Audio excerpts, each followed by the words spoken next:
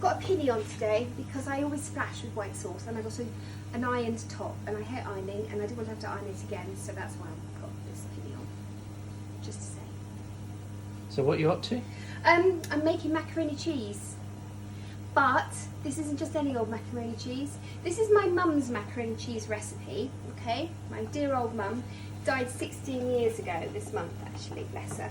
But she used to make the best macaroni cheese, but I'm going to just slightly twist it and do a lottie thing on it, and I'm going to put some leeks inside it as well. And then on top, if you have a little look down here, don't look at the clean oven, you can see, if you don't steam up, those are butternut squash slices, which I sprinkle with a bit of smoked paprika, which go on top, and then more parmesan and breadcrumbs and cheese, and it's just the most delicious macaroni cheese to have on a rainy old day in April. So in here, I have been frying and sauteing and softening some leek. It's only about half a leek, okay? This is what I've got left in the fridge, so that's been sauteing, and into that, I'm just going to drop the cooked macaroni, and then toss it together, and then leave this ready for when I add the cheese sauce to it, or add it to the cheese sauce. But it's just easier to do it like this, because what it does, it stops all the macaroni as it cools just sort of sticking together because of the oil. Are you expecting a rugby team room later? I know, John, I know. It's rubbish, isn't it? What am I like? I am never knowingly undercater, do I? And I've said it before, but hopefully, I mean, I'd be very happy to welcome the rugby team over later. You know me. But this will do us for a couple of days, won't it? Surely.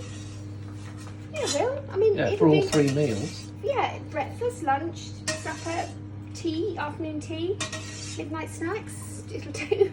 Actually, this will do. Yeah, I mean, it's just quite a lot, I know.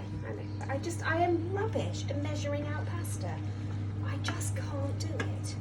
Anyway, so I'm just going to toss the leeks through this, and then because of the oil that they were cooked in, that will go through the pasta as well. Plus, if it gets a little bit sticky, I'll just put more of the pasta water, I'll put through it while I make white sauce. So, white sauce. Now, everybody knows how to make white sauce, don't they? Hopefully.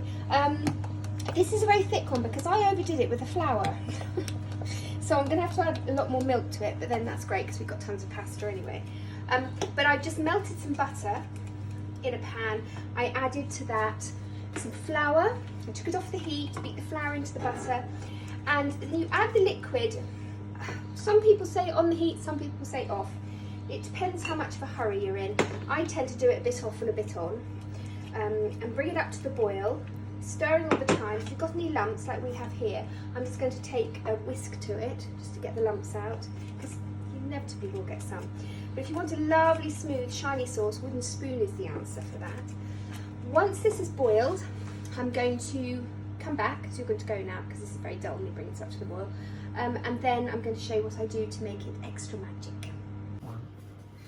So that's been boiling on the stove. The reason you boil your white sauce is because as it comes up through the boil, all the flour starts to absorb all the liquid and it swells. And when it boils, it bursts and then it thickens the sauce. That's the science behind it. But you must simmer it just for a couple of minutes just to cook that floury flavour out. And so you'll know if it's floury. It's sort of ever so slightly gritty. Ever so slightly gritty, and that's what you don't want. Salt and pepper have gone in already. Now, what I do is I add a ton of cheese. Very important because it's macaroni cheese. You can add Gruyere, which is really lovely to put in there. I haven't got any, but I love Gruyere in it, as well as the cheddar because it goes all stringy and lovely. So stir that in, and then I've got 3 mustards I always add. I always add wholegrain mustard and English mustard and Dijon mustard. All right? Add a teaspoon of each. So we've got a bit of fire with the English mustard, okay, and a bit of texture, and this is the flavour that comes with the whole grain, and a little bit of Dijon as well. Scrape the bottom of my jar out there. That goes in. So 3 mustards, most important. And then the secret ingredient my mother always put into cheese sauce is Worcestershire sauce. Just tons of that. just gives it a bit of a way as well. So stir all that in, like so, and then in a second this will be cleared and you'll see a dish with pasta in it and me pouring the sauce in. You know what? It's so delicious that we'll need all this half hundredweight of pasta. It'll be lovely. Right, that's going into this dish. Big oven to tableware dish, one that I made many moons ago in pottery. Yeah, I did. I shaped it on a washing up bowl. Is it meant to be round? I think it's somewhere. Oh no, it's at the bottom. There's a little LD, and it made a little initial thing, so you can prove that it's mine. Just in case you were wondering. Anyway, I made it. Handles and everything. Handles? A lot.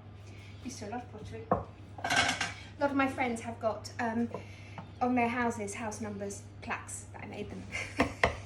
There's a lot of them around. Anyway, in goes the cheesy sauce. Okay, and stir that in.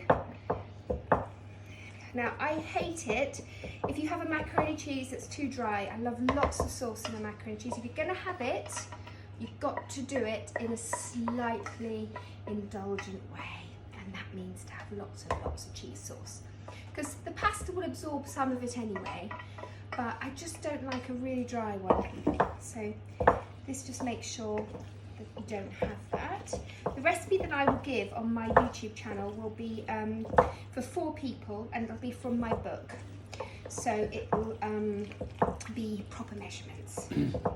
So 4 people, not 40. Yeah, exactly. Or Lottie and John in lockdown. All right, a little bit more cheese on top, okay? Just to give it a bit of crispiness. And then what I'm going to do is just put the butternut squash on top that's roasted in the oven with smoked paprika on it, okay? It's just going to lay that on top. So you've got a lovely little bit of squash. And this is so sweet as well. It adds a beautiful sweetness to the whole dish. It really does when you come across a little bit. It's very hot. When you come across a little bit in your macaroni cheese. Right, there too. And then finally, what I'm just going to do is mix together some breadcrumbs, which I keep in a freezer bag. In the freezer, whenever I have a bit of old bread, we just crumb it and then freeze it. So we've always got some to hand. So, and I like nice big generous crumbs, okay? Not crumbs. Oh, that came out of a vase. Put some parmesan cheese through that. Okay, and toss that together, and then that gets sprinkled on top. So that's just giving another texture to the macaroni cheese. Okay.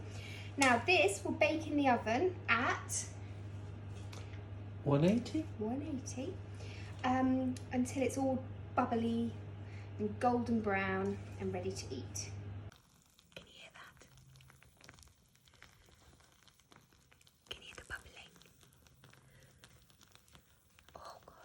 I think it's the best sound in the world. I think bubbling macaroni cheese is, frankly, the best thing in the world. There's a fly in the kitchen, John. Should I serve some?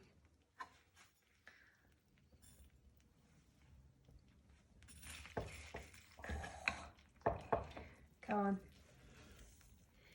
Take a look at the macaroni cheese with the delicious leeks, the butternut squash, the cheesy sauce in cheesy land. Definitely the cheesy sauce in cheesy land. Tell you what, my lovely, because I like to sacrifice all the time for you, I'm going to just go in there and just try a little bit of this. It's going to be molten hot. The crispy on the top as well.